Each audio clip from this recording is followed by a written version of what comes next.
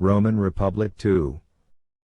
Another problem the Republic faced was that many communities in Italy had limited or no citizenship status, leaving them unrepresented in the Republic government and more vulnerable to abuse. The Social War, fought between 91 before Christ and 88 before Christ, saw a number of communities in Italy rebel against Roman rule. It involved fighting throughout much of the peninsula, including at Pompeii, where the marks of the battering by Roman artillery in 89 before Christ can be seen even now on the city walls. Taking advantage of the instability, a Roman consul named Lucius Cornelius Sulla marched on Rome with the forces under his command. Sulla wanted command of a military expedition against Pontus, a kingdom around the Black Sea. He got the command, and 4 years later, after defeating Pontus, he marched on Rome and had himself appointed dictator. Sulla then presided over a reign of terror and the first organized purge of political enemies in Roman history. The names of thousands of men, including about a third of all senators, were posted throughout Italy, a generous price on the heads for anyone cruel, greedy or desperate enough to kill them. Sulla resigned in 79 before Christ and died the following year. In the wake of Sulla's death, Rome found itself fighting wars in Spain, Thrace and, most seriously, in Italy itself, where an escaped gladiator named Spartacus built up an army that may have numbered 40,000 people. It was made up of slaves who had escaped their Roman captors and freedmen who decided to join their cause. Spartacus defeated several Roman forces before being defeated himself in 71 before Christ. The strong men would keep rising up. In 66, Cnaeus Pompeius Magnus, also called Pompey, became leader of a Roman army that fought against Pontus, conquering the kingdom. Pompey also campaigned in Judea, conquering Jerusalem in 63 before Christ and returned to Rome in triumph in 60 before Christ. Pompey formed a triumvirate with Julius Caesar, 100 before Christ, 44 before Christ, and Marcus Licinius Crassus, 115 before Christ, 53 before Christ, that governed Rome and its growing number of territories. Crassus was one of the richest, if not the richest, man in Rome and used his wealth to help build his political power. Caesar grew his power base by becoming commander of an army that conquered Gaul and campaigned in Britain between 58 before Christ and 50 before Christ. Crassus also tried his hand at being a military leader but was not so successful and was killed in 53 before Christ while campaigning in the Middle East against the Parthians.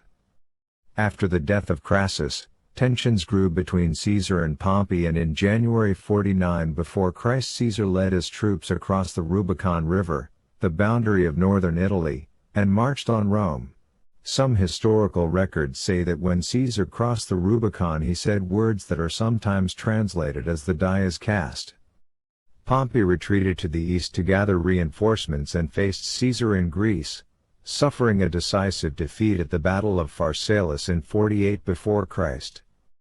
Pompey fled to Egypt after this defeat, hoping to gain support from Egyptian Pharaoh Ptolemy XIII, the teenage ruler of ancient Egypt.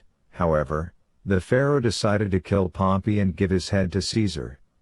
Caesar stayed in Egypt for a time, ordering that Cleopatra VII become co-ruler of Egypt.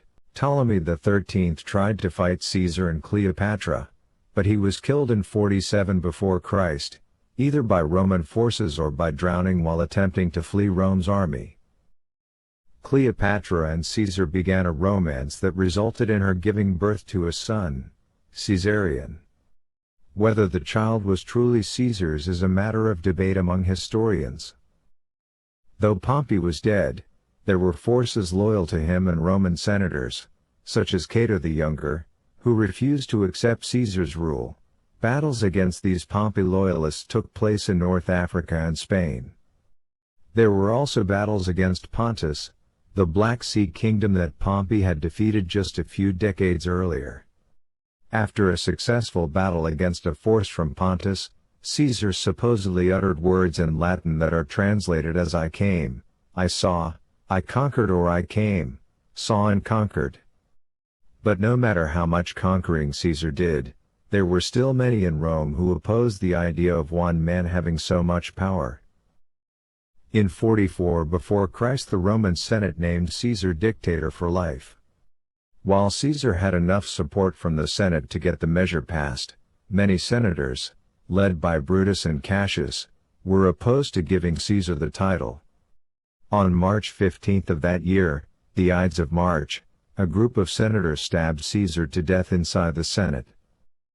In the wake of Caesar's death, three major factions amassed power in Rome. One was led by Octavian, Caesar's great-nephew, who in Caesar's will was named as his adopted son and heir. The other was led by Mark Antony, one of Caesar's generals, while the other faction was led by Brutus and Cassius. Forces loyal to Octavian and Antony battled against each other in northern Italy and Gaul for a brief period, before the two men decided to form an alliance against Brutus and Cassius. The combined forces of Octavian and Antony marched east, facing off against Brutus and Cassius' force in Greece, decisively defeating the two in 42 before Christ at the Battle of Philippi. Octavian and Antony settled into an uneasy truce, forming a triumvirate with a politician named Marcus Aemilius Lepidus. Antony married Octavian's sister Octavia, however it was an unhappy marriage, with Antony forming a romance with Cleopatra VII that led to Antony and Cleopatra having 3 children together. The Battle of Actium was the decisive confrontation of the final war of the Roman Republic, a naval engagement between Octavian and the forces of Mark Antony and Cleopatra in 31 before Christ. In September of 31 before Christ, Octavian's forces destroyed Antony and Cleopatra's naval forces at the Battle of Actium. Octavian's forces were able to land in Egypt and, after some fighting, were able to capture Alexandria. Both Antony and Cleopatra died by suicide in 30 before Christ, not wishing to be held captive by Octavian's forces. Octavian's forces then took control of Egypt, turning it into a Roman province. After decades of nearly constant civil war, Octavian became the last strong man standing. In 27 before Christ, the Senate gave him the name Augustus, a title that can be translated as revered one.